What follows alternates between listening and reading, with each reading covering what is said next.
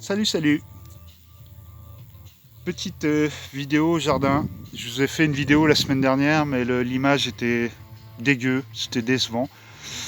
Donc je vais effacer la première vidéo et puis du coup j'essaie de la refaire à l'identique. Donc première bande de culture. Poc. Du haricot qui va courir sur les ficelles, de la tomate. Alors ici c'est de la précoce de Quimper. Première tomate, haricot, tomate, donc voilà, tout ça c'est que tomate haricot. Derrière, comme je vous l'avais montré la semaine dernière, ma réserve d'ortie. Je tourne sur 3 purins, moi, ortie, prêle et fougère. Donc j'avais dit une bêtise la semaine dernière, ce n'est pas de l'oignon, c'est du poireau. Donc je vais le laisser monter en graines simplement, ça me fera, les graines vont tomber ici, ça me fera de la semence de poireau gratuit, sans trop forcer. Il me reste encore, ça c'est de la fraise des bois. Voilà, donc le terrain l'année dernière, comme je vous avais dit, il y avait 5 bandes de culture, cette année j'en ai 13. Alors ici j'ai laissé une bande naturelle. Naturelle dans le sens où c'est l'état du terrain quand je l'ai eu. Énormément de graminées, énormément de ce qu'on appelle mauvaises herbes, communément de l'ortie. Alors la semaine dernière, je vous avais parlé de la prêle et j'ai eu un petit commentaire, je crois que c'est sur Facebook ou je sais plus, qui me disait ouais, on n'a pas bien vu. Alors je vais vous la remontrer, la prêle.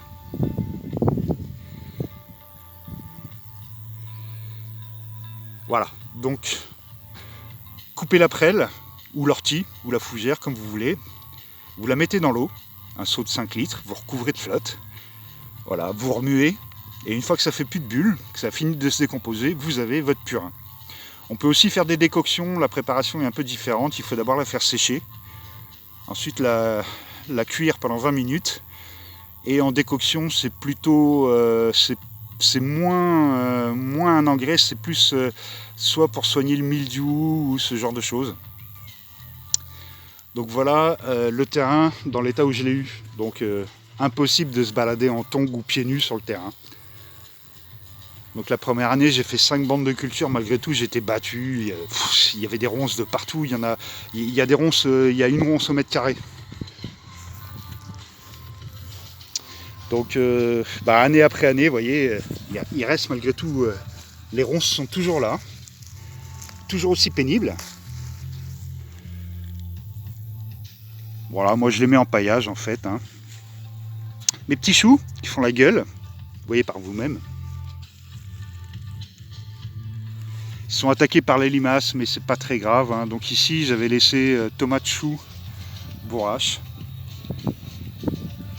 Et ça c'est en fait c'est ma parcelle test. C'est pour que je vois un peu ce que j'avais réellement sur le terrain pour pouvoir, ça me permet de mesurer aussi tout le travail effectué.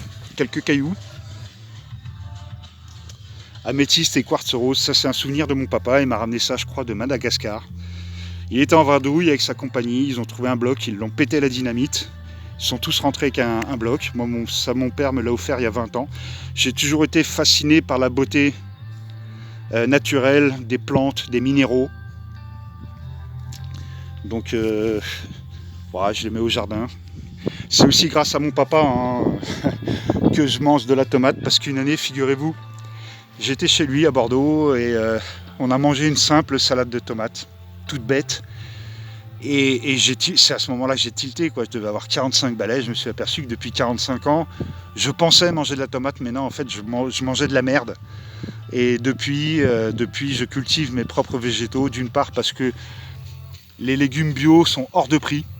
Le poireau, l'ail, rendez-vous compte, l'ail, 2 € les 100 grammes, ça fait 20 € le kilo pour de l'ail. Moi, je suis d'une génération où on comptait en francs. Donc, si vous faites le calcul francs-euros, bon, voilà, quoi. C'est incroyable. Donc, la dernière vidéo, je vous avais montré les oignons. Là, on les voit beaucoup mieux quand même. Culture facile, l'oignon. Vous les mettez en terre, vous les oubliez. Dans toute la bande, là, il n'y a que de l'oignon rouge. Sur celle-là, c'est plutôt de l'oignon jaune. Il y a malgré tout quelques rouges qui me restaient. Donc celle-là, j'avais essayé de faire une association carotte-oignon. parce que l'odeur de l'oignon éloigne un des prédateurs de la carotte et vice-versa, l'odeur de la carotte éloigne un prédateur de l'oignon. Malheureusement, c'est des légumes qui n'ont pas les mêmes besoins en eau, donc c'est super compliqué. La carotte, il faut quand même arroser un petit peu assez souvent, l'oignon pas du tout. Donc c'est une association qui fonctionne, oui, mais j'ai pas réussi. Donc malgré tout, il y a quelques carottes sur le terrain, mais c'est absolument pas le résultat que j'attendais.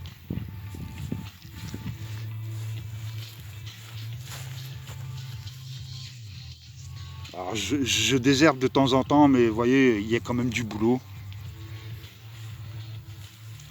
Là, au bout, j'ai mis un petit peu de bourrache. On peut manger les jeunes fleurs. Ici, quelques maïs.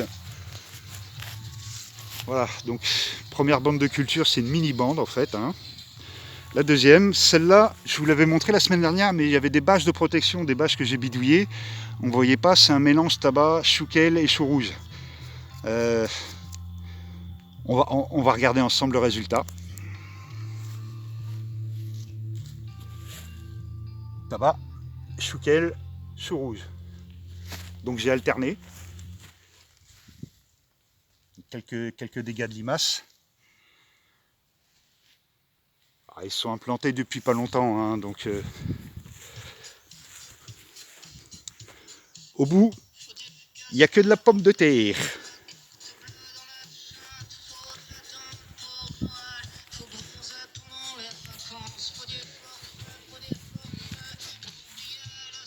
Capucine, ici j'avais fait une autre association haricots et oignons.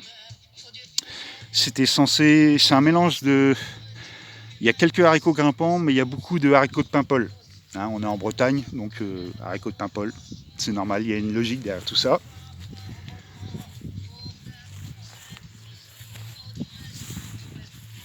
Bon, désolé, il y a un tout petit peu de vent, donc à la vidéo ça va faire du de temps en temps, désolé. Petite bourrache, fleurs comestibles. Les jeunes feuilles aussi, c'est un peu le goût de l'épinard. Du haricot. Maïs.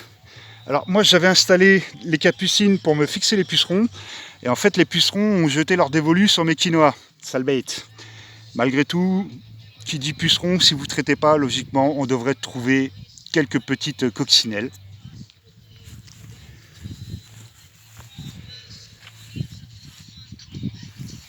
J'ai mis aussi du tournesol, il y a deux variétés, tournesol rouge et tournesol jaune standard que vous connaissez.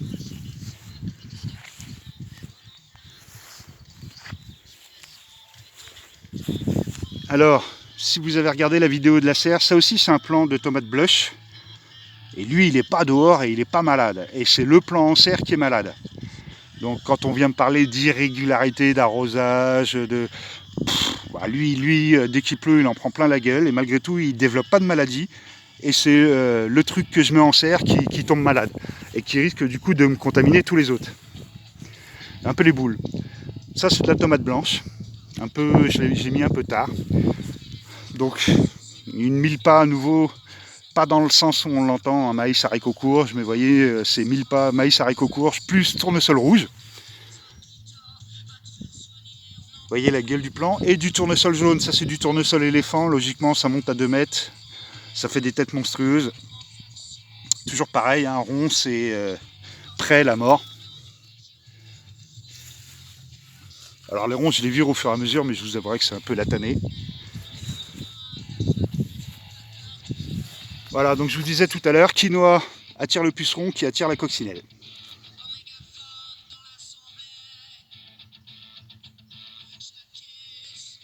C'est le fait de ne pas traiter, hein, mais le seul traitement que je mets, moi, c'est des purins. Traitement naturel. On appelle ça dans le métier PMP, préparation moyennement préoccupante. Ouais, elles sont surtout préoccupantes pour l'industrie pharmaceutique qui ne tire aucun bénéfice. Hein. Pour nous, c'est du gratuit, eux, ça ne les intéresse absolument pas. Moi, c'est leur attitude qui me préoccupe. Songez qu'ils ont tenté de nous interdire les purins. Là, on vient à peine de libérer les semences. Là, depuis 20 ans, des associations comme Cocopelli étaient hors la loi parce qu'elles avaient le malheur de vendre des semences reproductibles. Pensez bien qu'un semencier qui vous vend du F1, c'est des grains stériles. Si vous vous amusez à mettre du F1 là-dedans et que vous récupérez les graines, l'année suivante, vous avez des plants dégénérés ou qui ne poussent pas du tout. Pensez bien que ça les emmerde profondément Et ben la loi est passée quand même. Donc les agriculteurs n'ont toujours pas le droit de faire leurs propres semences, sauf au titre expérimental. Pour nous, les jardiniers, c'est officiel. Ils n'ont pas pu en fait lutter contre ça parce qu'on était des millions à travers la planète à revendre nos graines, à les troquer, les échanger. Ils ne pouvaient pas aller contre ce mouvement-là. Donc ils ont fini par péter cette loi qui était sordide, qui était idiote, débile. C'est quand même grâce aux agriculteurs, depuis la nuit des temps, qu'on a des variétés adaptées à notre terroir. Alors vous allez me dire, ouais, mais le quinoa, Mumu, c'est pas adapté au terroir. Comment ça? Le maïs, tu crois qu'il vient d'où le maïs? Tu crois que c'est européen? Tu crois que la pomme de terre, c'est européen? Ça a été importé par Parmentier. Pareil pour la tomate. Donc ceux qui vont vous dire, ouais, la quinoa, ça pousse pas en Europe, eh ben, tu peux te mettre un doigt où le soleil ne brille pas parce que ça pousse très très bien en Europe.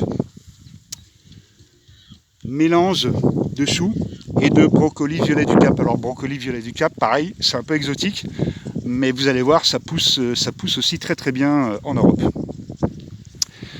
La petite bande que je vous ai montrée la semaine dernière, on va y revenir. Alors il y a du vent, ça va grésiller. Je vais remettre du poireau sur cette bande-là que j'ai pas encore créée. Ici, c'est du bleu de Solène.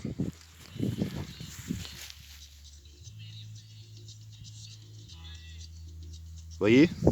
Donc à raison de 1, 2, 3, 4, 5, 10 par rangée. 1, 2, 3, 4, 5, 6, 7, 8, 9. Ah, il y a pratiquement devant vous là 80 poireaux. Ils sont un peu serrés, c'est vrai. Mais ça va pousser quand même. Blettes blanches et blettes rouges. J'adore la couleur des feuilles. Il y a une voisine qui fait coucou. Vous voyez, c'est tellement beau.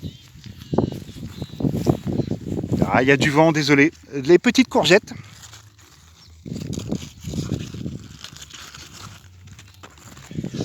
Il y a 4 plants de courgettes. 2 là, 2 là-bas. Ici, mélange radis noir, haricots, quinoa. Je fais des essais, hein, donc c'est une autre mille-pas, c'est une autre façon d'associer. On va voir ce que ça donne.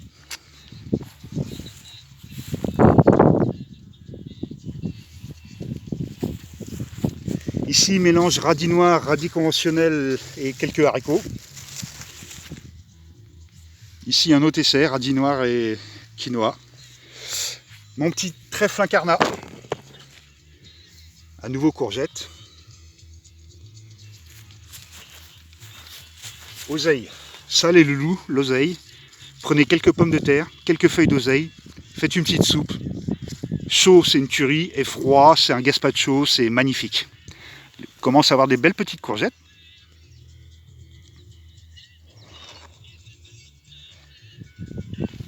Ici, sur cette bande-là, je vous avais expliqué, j'avais mis du petit pois. J'ai eu beaucoup de mal à les faire pousser, je les ai virés pour laisser place quinoa, choux, tomates et haricots. Alors les haricots se font défoncer, laminer vraiment.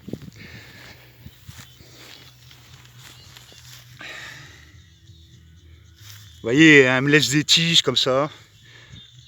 Alors c'est le liseron qui pousse dans l'idée, ce sera plutôt du haricot grimpant hein, qui devrait être là, mais bon voilà. Vous voyez la gueule des choux, comment ils se font défoncer la tronche.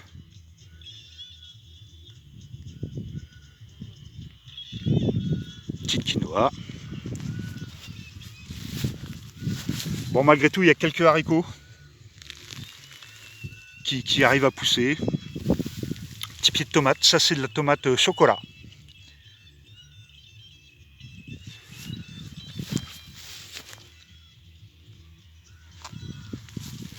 Je vais essayer de faire une vidéo rapide parce que si je fais encore une vidéo à 3 mégas, ça c'est du haricot qui commence à s'installer. Je vais juste mettre 6 heures à la télécharger sur YouTube.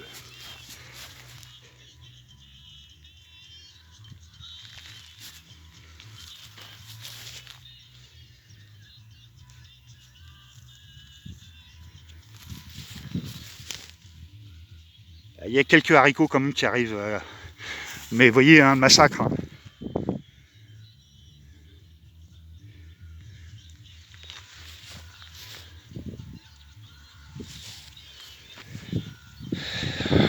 On y arrive.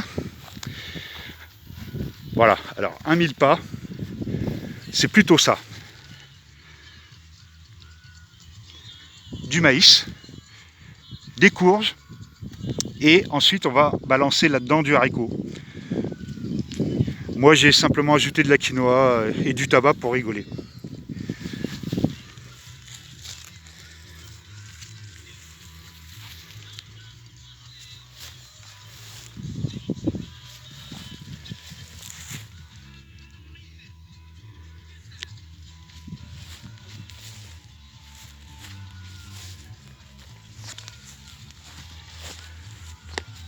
Alors j'ai mis du haricot la semaine dernière, on va essayer de vous en retrouver.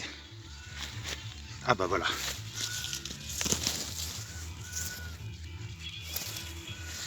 Alors ça va être du haricot avec des gousses violettes. J'essaye cette année. Et la base de ceci, c'est du glace gemme. Par contre, c'est un maïs dur, maïs à popcorn, comme je vous disais, maïs à poule, à vache.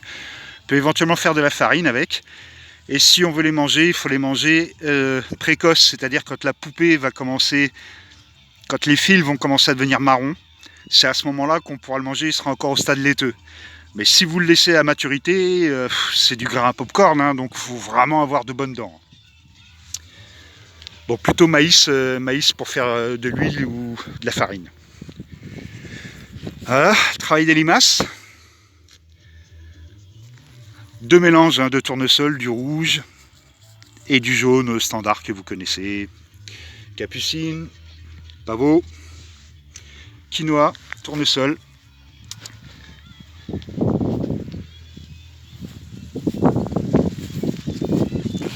Petite courgette, mais elle se plaît pas trop.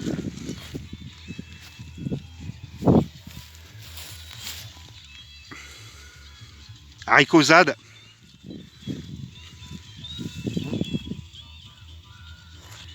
Petite tomate. Beaucoup de problèmes de pucerons, malgré tout, j'ai énormément de coccinelles qui viennent m'aider.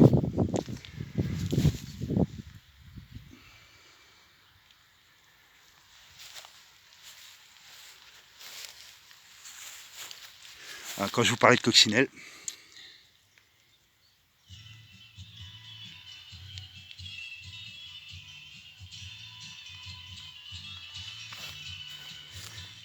Voilà. Ça, c'est un mélange haricot nain sur maïs. Ça fonctionne aussi. Hein.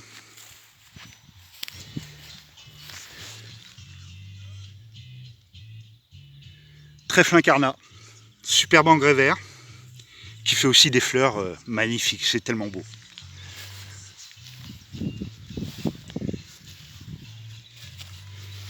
Voilà, beaucoup de haricots, hein, comme vous pouvez le constater. Alors je fais des petites variantes de la mille-pas. Hein. J'arrive à mettre jusqu'à 6 ou 7 variétés différentes au lieu de 3, maïs, haricots, courges.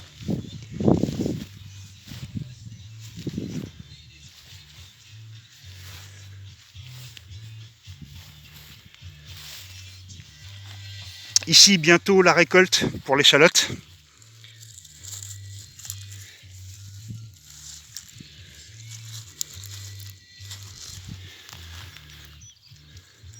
Voilà. À nouveau du haricot, tournesol, courgette, quinoa.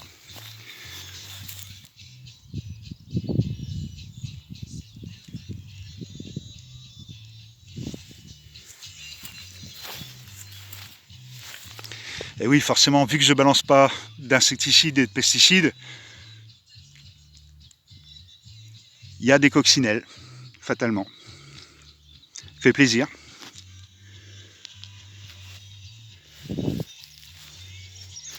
Ici sur cette bande, elle était cachée sur la dernière vidéo.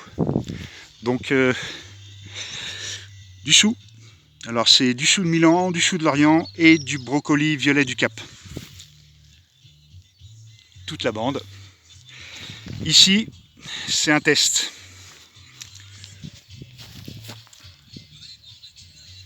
C'est un test dans le sens où là il y a 1 mètre carré, 1 mètre sur 1 mètre, et j'ai semé à mort vachement de rue.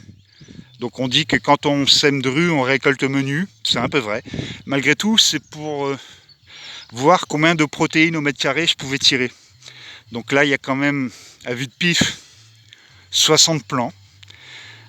Sachant que mes plus belles récoltes sur un plan, c'était pas loin de 120 grammes de protéines végétales sur un plant. Donc faites le calcul, hein, il y a 50 plants, ça ne va pas donner à mort, mais je suis persuadé de tirer au moins, sur 1 mètre carré, au moins 2,5 kg, voire 3 kg de protéines, sans travail du sol, sans pesticides, herbicides, en aggradant le sol au lieu de le dégrader, sans polluer l'air, l'eau. Donc si quelqu'un en conventionnel arrive à avoir des résultats comme ça, moi je dis bravo. Ah, c'est pas pour me jeter des fleurs, mais comme quoi une autre façon de faire est tout à fait possible. Et comme je vous disais tout à l'heure, hein, si vous pensez que la quinoa ça pousse pas, à ce moment-là, posez-vous la question pourquoi est-ce que le maïs qui est absolument pas européen il pousse, comment ça se fait que la tomate elle pousse, et la patate elle n'a rien d'européenne, hein. La patate elle vient d'Amérique du Sud elle aussi. Donc c'est juste une question d'adaptation, c'est ce qu'ont fait nos paysans depuis la nuit des temps. Quinoa, chou, maïs, tomates, avec les fameux maïs black mexicains. Ils vont pas grimper bien haut, ils ont la réputation de plafonner à 1,50 m, de faire des petites poupées, mais au niveau du goût, c'est encore autre chose. Un peu de tomates aussi qui se baladent.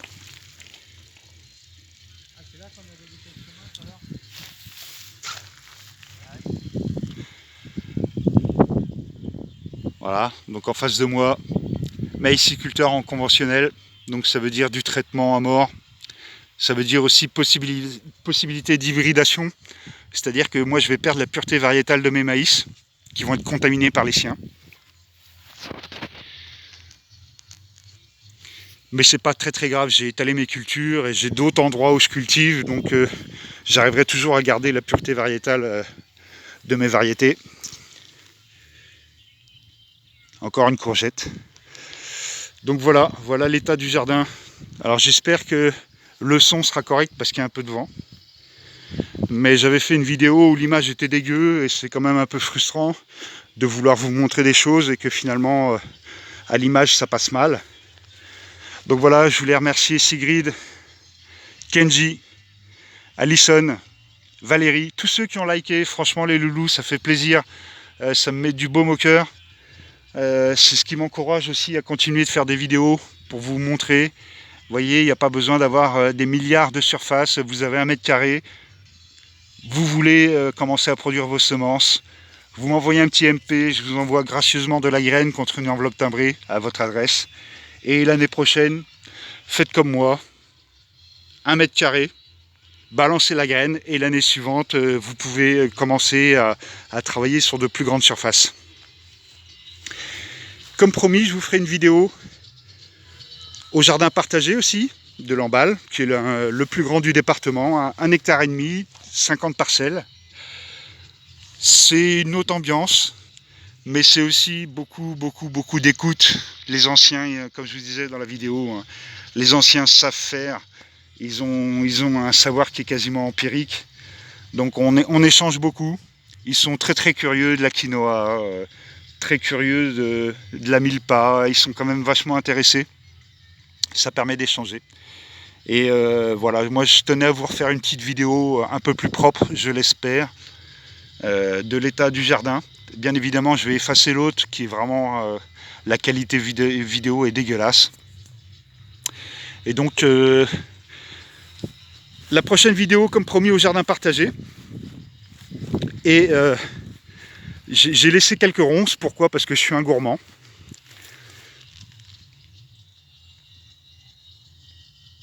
Et ouais, on commence à avoir de la mûre, donc j'ai coupé toutes les têtes qui n'étaient pas en fleurs. Par contre, tout ce qui était en fleurs, j'ai laissé. Donc je vais, vous vous en doutez, faire un carnage sur les murs. Et puis cet hiver, je vais continuer